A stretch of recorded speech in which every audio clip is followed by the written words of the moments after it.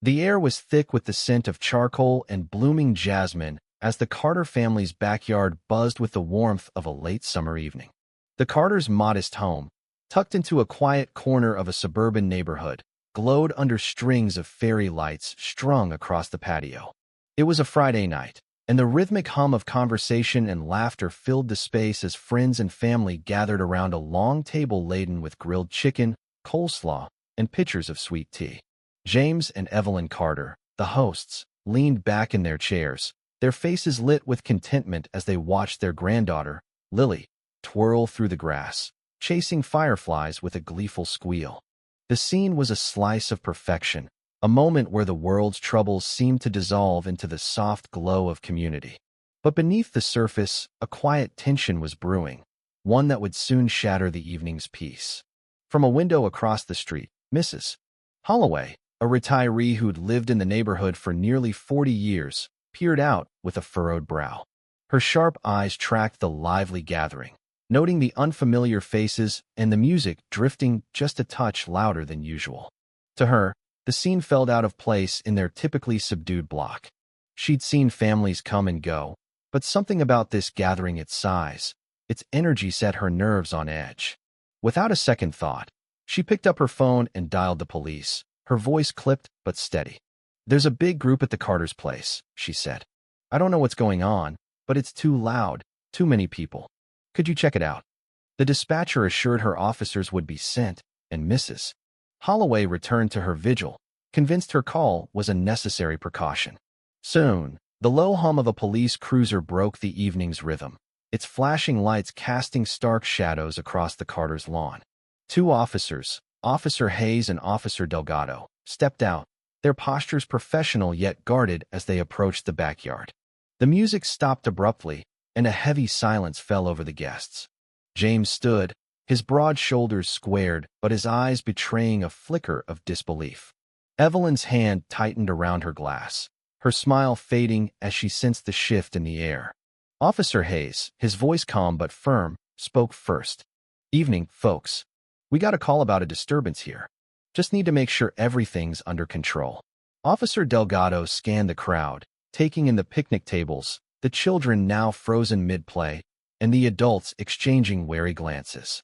James forced a polite smile, though his voice carried a trace of hurt. "This is just a family get-together, officers. We've been part of this neighborhood for years. Nothing to worry about." Evelyn added softly, "We're just celebrating with our loved ones." But the officers pressed further. How many people were here? Were they all family? Any complaints from neighbors before? The questions, though delivered politely, felt like accusations, and the warm evening turned cold with scrutiny. Lily, sensing the unease, ran to Evelyn's side, her firefly jar forgotten. Evelyn knelt to comfort her, but the joy had drained from the yard, replaced by a brittle tension. Neighbors began to gather at their windows, drawn by the cruiser's lights. Whispers floated through the air, some curious, others tinged with judgment. Mrs. Holloway stood on her porch, arms crossed, nodding as if her suspicions were confirmed. But others, like Mr. Reynolds from next door, looked uneasy. "The Carters are good people," he muttered to his wife. "This feels wrong." The neighborhood's unspoken divides race, familiarity, trust began to surface, raw and uncomfortable, as the police presence cast a long shadow over the gathering. Officer Hayes tried to ease the tension. "We're not here to cause trouble, just doing our job to keep things safe." But James's response was measured, the sting of being questioned in his own home unmistakable. "I understand, but this is our home. We're just family enjoying a night together." The officers continued their check, their questions methodical, and the guests slowly resumed their places, though the laughter was gone. James and Evelyn exchanged a glance, both aware that the evening's warmth had been tainted by suspicion. They knew the call wasn't just about noisy, it was about assumptions, about the unease some neighbors felt seeing a diverse crowd in their quiet street. As the officers prepared to leave, Officer Delgado offered a nod. "Thank you for cooperating. Just making sure everyone's okay." James nodded back, but the weight of the moment lingered. The Carters tried to salvage the evening, but the conversations were hushed, the mood fragile. Neighbors retreated behind their blinds, some reflecting, others unmoved. The night had exposed cracks in the community, leaving the Carters to navigate the painful reality of being seen as outsiders in their own home. Then, as dusk settled, the front gate swung open, and a tall figure stepped into the yard, his presence instantly commanding. It was Daniel Carter, James and Evelyn's eldest son, back from a conference. Dressed in a crisp suit, his demeanor was calm yet authoritative, and his arrival shifted the atmosphere. Hugs and quiet greetings followed, but the subdued energy told him something was amiss. "What's going on?" he asked, his voice steady but edged with concern.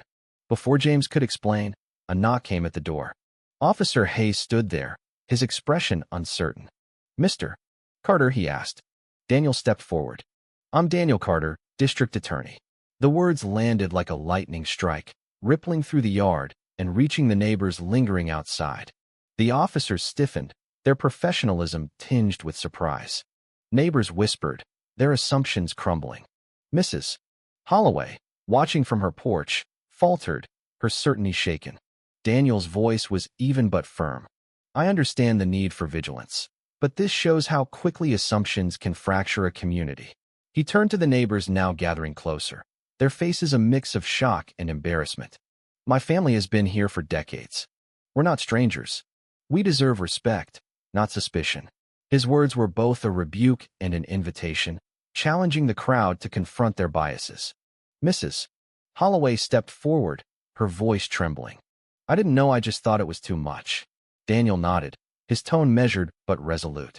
Caution shouldn't mean mistrust. "We're neighbors, not threats." Officer Hayes spoke up, his voice sincere.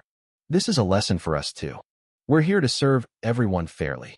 The neighbors murmured, some nodding, others looking away, as the evening's divisions began to soften. Mrs.